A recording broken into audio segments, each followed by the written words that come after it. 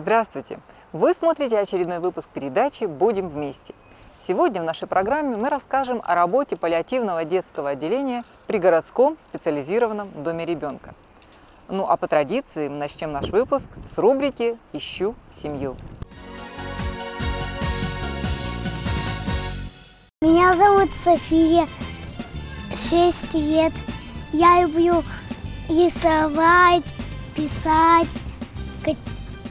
Я люблю с друзьями играть в куклы, кататься на качели, на карусели, мячик играть, кататься на велосипеде, разукрашивать рисунки, поделки делать.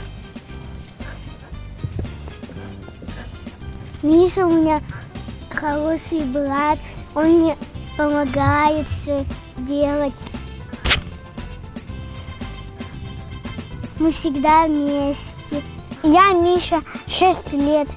Я люблю на великах кататься и мультики смотреть, и играть машинками. Миша у нас и София близняшки. Очень спокойные дети, очень хорошие, ласковые, приветливые. По характеру они очень мягкие, очень заботливые. Они очень любят заботиться друг о друге, любят петь и танцевать. Очень такие подвижные дети, очень ласковые. В контакт очень хорошо входят. Они очень любят своих друзей. Их у нас много. В группе они ходят очень хорошо, спокойно себя ведут и уверенно. Они за малышами смотрят. София очень любит детей, хозяйкой станет. Миша мальчик очень хороший, спокойный, дружелюбный, ласковый, очень приветливый ребенок. Открытость и общительность детей проявляется во всем. Приходи, лето, носи грибы в местечко, ягоды в рукошко, в окошко. Мы проснулись, потянули, вместе солнцу улыбнулись. Здравствуй, солнышко, колокольчик. София и Миша в этом году идут в 1 класс. Они с нетерпением ждут этого события, и мы надеемся, что в школу их поведут мама и папа.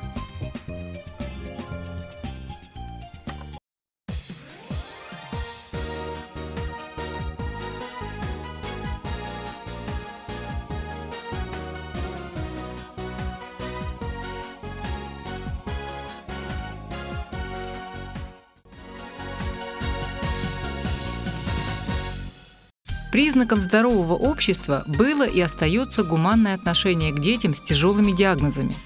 В нашей республике семьи, воспитывающие таких малышей, с февраля месяца получили поддержку от государства. Наше паллиативное отделение открылось 1 февраля этого года на 10 коек. Раньше паллиативное отделение было в Кангаласах, там были койки и взрослые, и детские. Сейчас детские койки передали нам. У нас есть 10 коек. И вообще цель нашей паллиативного отделения – это облегчение жизни больных и улучшение качества жизни как больного, так и семьи. Потому что нередко семья, имеющая ребенка-инвалида с заболеванием, неизлечимым заболеванием, находится в очень тяжелых и психологических таких ситуациях. Поэтому для того, чтобы облегчить, у нас открылось такое отделение, где родители могут положить ребенка на 21 день в отделении. На определенный срок, да, на определенный срок, 21 день. В это время ребенок находится под круглосуточным присмотром медицинского персонала. У нас круглосуточно находится врач и медицинская сестра.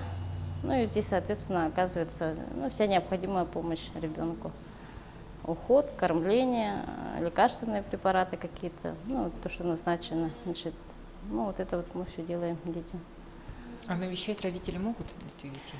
Да, навещать родители могут. У нас есть палаты мать и дитя, но для того, чтобы посещать, у родителей должен быть, конечно, определенный список анализов. К нам можно поступить по направлению участкового педиатра. Вся информация была передана в поликлинике города, и центральные районные больницы. Там имеется определенный список документов, которые нужно при поступлении. То есть это не просто взять, прийти и положить, и надо будет там решение ВК. Но обычно это не вызывает особых затруднений. Да? Сдать стандартные анализы, и ребенок может здесь находиться 21 день. При наличии коек ребенок может поступать несколько раз, в принципе. Вы уже второй месяц, да, работаете? Да. И насколько востребовано отделение? Ну, вообще, я думаю, что востребовано, потому что дети, нуждающиеся в паллиативной помощи, только по городу Якутску около 60 таких детей. Ну, это дети, которые находятся в хроническом вегетативном состоянии, тяжелые ДЦП, которые не могут передвигаться. Персонал у нас здесь обученный, это медсестры, которые имеют навыки работы в реанимационных отделениях. То есть у них они должны обладать манипуляциями медсестер реанимационного отделения. Поэтому, когда набирали медсестер сюда, мы специально проводили аттестацию медсестер, набрали на более опытных медсестер, которые хорошо умеют владеть всеми медицинскими манипуляциями и в случае экстренных ситуаций могли бы оказать неотложную помощь медицинскую. Ну и в планах у нас еще подключение медицинских газов, и тогда у нас здесь будут уже лежать дети, которые находятся на кислородозависимые дети, то есть те, которые находятся на ИВЛ. Такая поддержка облегчит условия жизни для семьи, в которой воспитывается ребенок с неизлечимым заболеванием. Это позволяет надеяться на то, что отказов в роддомах станет гораздо меньше. Возможно, теперь и замещающие родители не побоятся взять в свою семью такого ребенка.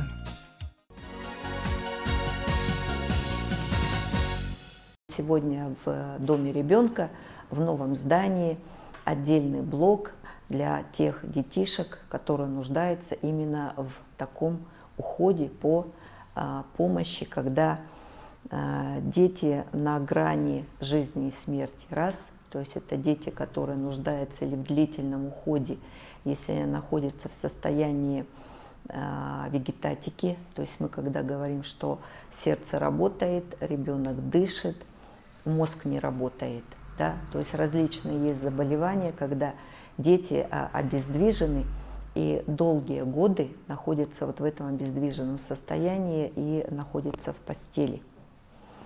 Именно вот такой категории детей открыты эти отделения для того, чтобы, во-первых, оказать возможную, и если даже невозможную, но все равно любую медицинскую помощь для того, чтобы продлить жизнь этому ребенку.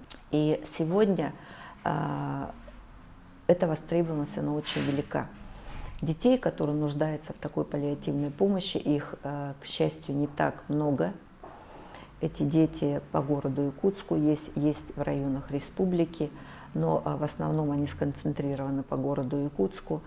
И сегодня занятость вы видели, да, что практически мы все койки заняли такими детьми. И, конечно, это второе направление, это достаточно направление, которое сегодня приветствуется родственниками, родителями. Это социальная поддержка родителей, потому что не всегда они смогут, допустим, ухаживать, да, за этими детишками. И нужен когда период, допустим, для того, чтобы оказали медицинскую помощь, сделали какую-то корректировку в лечении, посмотрели, проследили динамику состояния этого ребенка, провели сбалансированное питание, потому что чаще всего эти дети сами не кушают, они находятся или на зондовом питании, или на ином виде питания, да, и поэтому, естественно, нужна какая-то корректировка. То есть вот в этой связи эти паллиативные отделения, они открываются. Сегодня это отделение стационарное, это круглосуточное пребывание. Есть еще задача сегодня для того, чтобы были сделаны и организованы выездные формы оказания медицинской помощи. То есть мы говорим о том, что, допустим, сейчас ребенок находится в паллиативном отделении, он получает какой-то вид помощи, да, даже просто по уходу за этим ребенком. То есть сегодня мы не говорим же о медицинской помощи на выздоровление, да? Мы не говорим о медицинской помощи по действительно тому, что мы не ожидаем каких-то улучшающих результатов. Сегодня мы говорим о том, чтобы стабилизация состояния этого ребенка, это стабилизация прежде всего в хосписном отделении и поддержание тех жизненных функций, которые сегодня вот функционируют и работают, да? И когда мы этого ребеночка, он стабилизирован, и время, допустим, определенное проходит, он все равно должен быть дома. И вот когда его забирают домой, если есть необходимость в консультации, в какой-то помощи, да, временной помощи, то выезжают вот такие бригады паллиативной помощи. Хотя я говорю, что в городе Якутске такой категории и детей, да, и взрослых не так много. Поэтому, допустим, сегодня вот стоит вопрос о создании этой бригады, чем она будет заниматься, то есть именно вот как бы о ее функциональных обязанностях и ее направленности. И мы сегодня вот в рамках открытия таких отделений мы всегда говорим о том, что это прежде всего государство обеспечивает качество жизни населения. То есть мы сегодня говорим не только качество жизни родственников, да, которые имеют этого ребенка, но и говорим о качестве жизни самого ребенка.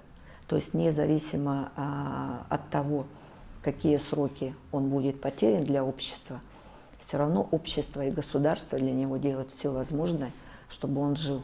Потому что он любим, в каком бы он состоянии находился. Его любит мама, его любит папа, его любит бабушка, дедушка. Это родной человек, который родился, рос, воспитывался, они его помнят, они его знают, они не хотят его терять. И мы сегодня должны сделать все возможное, чтобы этот ребенок не был потерян. На сегодняшний день в России, по мнению специалистов, остро не хватает отделений, где неизлечимо больные пациенты могли бы получить хороший уход. Поэтому открытие в Якутске детского паллиативного отделения – это очень важное событие.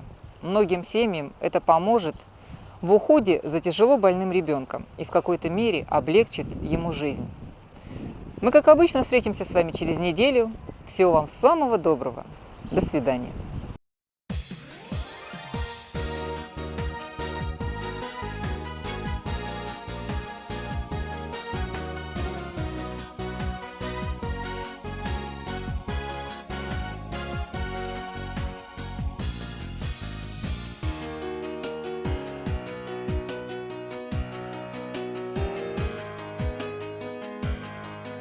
Международный детский фонд «Дети Саха-Азия» проводит открытый заочный конкурс социальных видеороликов во имя лучшего будущего. На конкурс принимаются видеоролики по следующим номинациям: устройство детей из социальных учреждений в семьи, ответственное родительство, здоровый образ жизни. Работы принимаются до 1 сентября 2017 года по адресу: город Якутск, улица Кирова, 18, блок В, офис 702, а также на электронную почту конкурс sahaazia@yandex.ru.